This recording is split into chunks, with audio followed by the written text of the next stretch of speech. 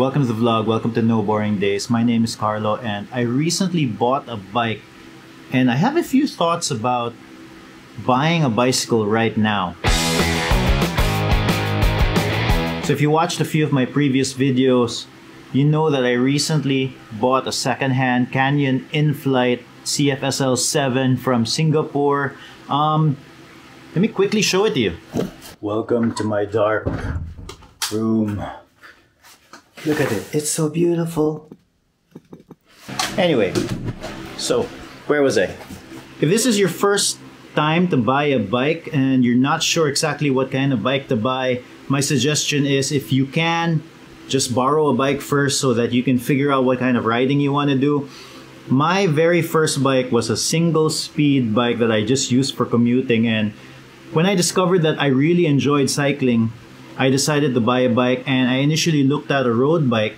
Fortunately, I did not buy a road bike right away because sometime in my bike journey, one of my friends invited me to a bike ride. So fortunately, I was able to borrow a mountain bike and I really enjoyed that bike ride. They brought us up to these mountains up here in Cebu and there was a lot of off-road, there was a lot of sketchy descents. And I knew that I couldn't do that same ride with a road bike with skinny tires. So I did some research, I found out about gravel, I found out about gravel bikes, so I decided to buy a gravel bike so I could do both. Because it's fun to do both. So if you can, if this is your first time to buy a bike and you're not sure what kind of riding you want to do, just borrow a bike. Or just buy a gravel bike because you can kind of do both. And if you find yourself leaning towards mountain bikes, you can just buy a mountain bike. Or if you find yourself leaning towards road, then you can eventually just buy a road bike. But buying a brand new bike right now is expensive. When I first bought my entry-level gravel bike, it retailed for less than $1,000 at the time. And demand for that bike was so low that the shop was selling it at about 30 to 40% off. So I got it at a steal. And this is even more true for higher end components that they have an even bigger price discrepancy. So I'll give you another example. I bought my first JRX group set roughly a year after it came out, I think in 2019. And unfortunately, I'm not sure how much I bought it for at this point. I think it was less than 30,000 pesos. Whole group set, GRX 600. These days, the price of that same group set is almost or about twice that, twice 30,000.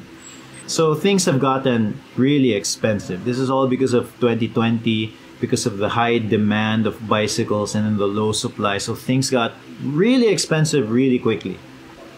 But fear not, because people are selling their bikes. People are selling their bikes, so it's a lot easier to get a second-hand bike.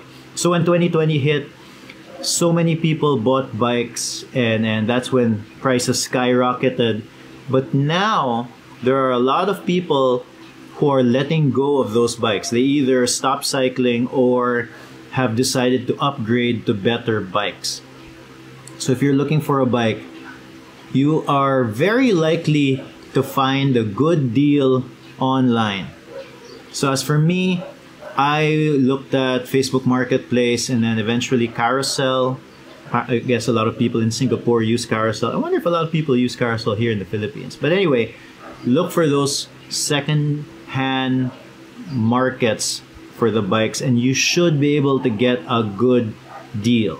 But here's a quick note about the second-hand market. So I noticed that the bigger the city, you know, like bigger in terms of population, in terms of income, that sort of thing, it seems like the better the second-hand market is. I'm very used to looking at the second-hand market here in Cebu, and there's just not that many bikes, or you know, should I say, like not a good variety of bikes for sale.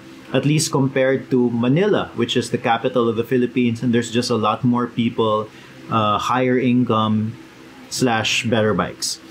I noticed that if it's a bigger city, you just get a better deal. Prices are cheaper and the variety of bikes that you can find are better. At least, like, maybe I should say more high-end. So that's why I was able to get a good deal. I just happened to be visiting my sister in Singapore, and I was able to get a good deal there. So if you're looking for bikes, try looking at the secondhand market. Try looking at a bigger city if you can find a way to bring the bike to wherever you are. If this isn't your first bike and you are upgrading to a better bike, consider doing this advice that I received as a comment on my YouTube video. This is a comment by James Earl Co. He's a super strong cyclist, by the way. He said, don't focus too much on expensive bike parts, but ride or race in amazing areas. I wholeheartedly agree to this advice. There are so many beautiful places all over the world that are good for riding bikes. So many exciting events to join, races, audax, rides, so many things. So if you can do it, spend the money on joining these events or traveling to these places, because it is worth it. Trust me. Biking where I am is great. I have a great biking environment here, especially if it doesn't rain. It rained this morning.